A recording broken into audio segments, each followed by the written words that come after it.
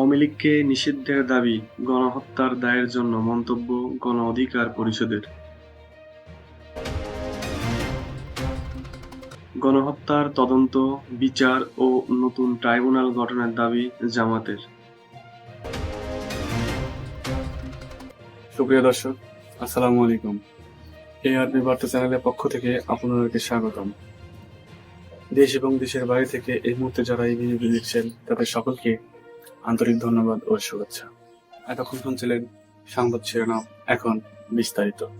আওয়ামী লীগকে নিষিদ্ধের দাবি, গণহত্যা দায়ের জন্য মন্তব্য গণ অধিকার পরিষদের।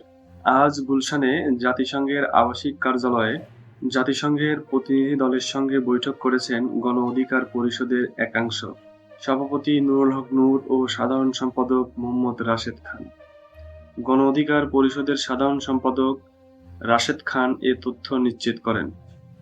ছাত্র জনতার গণ অভ্যুত্থান চলাকালে গত জুলাই ও আগস্টের শুরুতে দেশজুড়ে সংঘটিত নৃশংস হত্যাকাণ্ডের তদন্তে বাংলাদেশে এসেছে জাতিসংঘের হাই কমিশনার দপ্তরের এশিয়া প্রশান্ত মহাসাগরীয় অঞ্চলের প্রধান রোরি মুঙ্গোভেনেন এর নেতৃত্বে ৩ সদস্যের দল।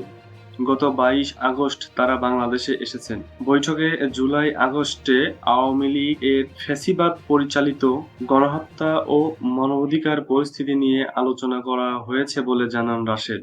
তিনি বলেন, গণ অধিকার পরিষদের পক্ষ থেকে গণহত্যার প্রকৃত সংখ্যা নির্ণয়ে জাতিসংঘের টেকনিক্যাল ও নন টেকনিক্যাল সাপোর্ট গণতান্ত্রিক বাংলাদেশ বিনির্মাণে রাষ্ট্রীয় প্রতিষ্ঠানসমূহের কার্যকারী সংস্কার ও অবাধ, সুষ্ঠু ও নিরপেক্ষ নির্বাচনে জাতিসংঘের সহায়তা চাওয়া হয়।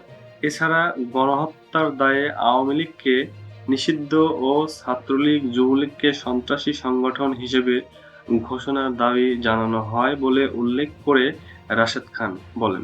তিনি আরও বলেন, সাম্প্রতিক ছাত্র জনতার অভ্যুত্থানে আইনশৃঙ্খলা বাহিনী ও সরকারি দলের নেতা কর্মীদের চালানো সহিংসতা, গণহত্যা সহ গত ১৫ বছরের গুম খুনের নিরপেক্ষ তদন্তে জাতিসংঘের টেকনিক্যাল সহযোগিতা চাওয়া হয়। সুপ্রিয় দর্শক, আমাদের এআরপি বার্তা চ্যানেলটি নিয়মিত দেশের সর্বশেষ আপডেট নিউজ সম্প্রচার করে থাকে। সকল নিউজ সবার আগে পেতে আমাদের চ্যানেলটিকে সাবস্ক্রাইব করে আমাদের সাথে থাকুন।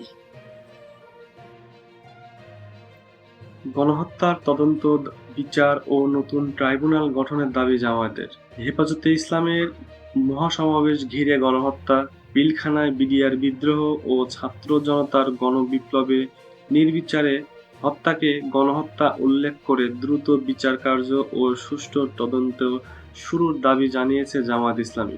দলটি বলেছেন, ক্রাইম এগেনস্ট হিউম্যানিটি নামে একটি ট্রাইব্যুনাল গঠন ও প্রয়োজনীয় কতিপয় আইন সংশোধন করেও হলেও তদন্তের মাধ্যমে সঠিকভাবে যেন বিচার হয়, সেজন্য বাংলাদেশ সরকারকে সহযোগিতা ও পরামর্শ দিতে জাতিসংঘের প্রতিনিধি দলকে অনুরোধ করেছে জামায়াত ইসলামী। আজ বাংলাদেশ জাতিসংঘ ভবন গুলশান ২-এ জাতিসংঘ প্রতিনিধি দলের সঙ্গে সাক্ষাৎ ও মত বিনিময় করে বাংলাদেশ জামায়াত ইসলামী প্রতিনিধি দল।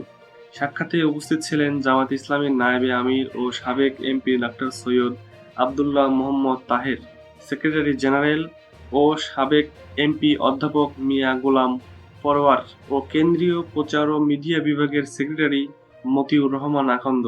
বৈঠক শেষে বেরিয়ে গণমাধ্যমের মুখোমুখি হয় ডাক্তার সৈয়দ আবদুল্লাহ মোহাম্মদ তাহের বলেন, বাংলাদেশে যে ঐতিহাসিক পরিবর্তন সূচিত হয়েছিল ৫ই আগস্ট, বাংলাদেশের মানুষ নতুন করে স্বাধীনতা অর্জন করেছে।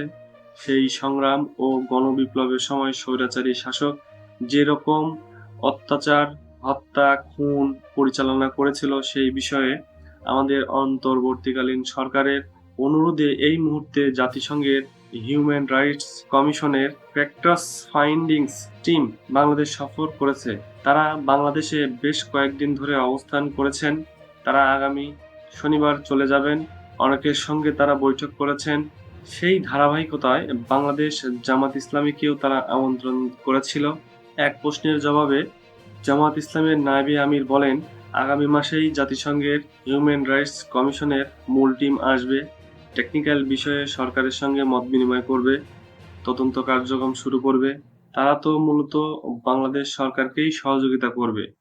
আমরা বলেছি যত দ্রুত সম্ভব যেন তদন্ত ও বিচার কার্য শুরু করা হয়, সে ব্যাপারে আমরা অনুরোধ করেছি। মোহাম্মদ তাহের আরও বলেন, আজকের বৈঠকে বেশ কয়েকটি বিষয় আলোচনা হয়েছে। এই দেশে ও জনগণের ওপর বিগত স্বৈরাচারী সরকার যে নানা রকম অত্যাচার করেছে, হত্যাকাণ্ড ঘটিয়েছে, সেসব ব্যাপারে তারা জানতে চেয়েছে। আমরা সেসব তথ্য দিয়েছি। এই স্বৈরাচারী সরকার 1972 থেকে 75 ক্ষমতায় ছিল। তখনও তারা 30,000-এর মতো মানুষকে হত্যা করেছে। 2009 সালে পিলখানায় বিডিআর বিদ্রোহের নামে প্রতিশ্রুতিশীল সেনা কর্মকর্তাদের হত্যা করেছিল। সেখানেও এই স্বৈরাচারী সরকার জড়িত ছিল। সুপ্রিয় দর্শক, ভিডিওটি ভালো লাগলে অবশ্যই লাইক করুন। কোনো মন্তব্য থাকলে কমেন্ট বক্সে জানিয়ে দিন আপনার মূল্যবান মন্তব্য। এতক্ষণ সাথে থাকার জন্য সকলকে আন্তরিক ধন্যবাদ।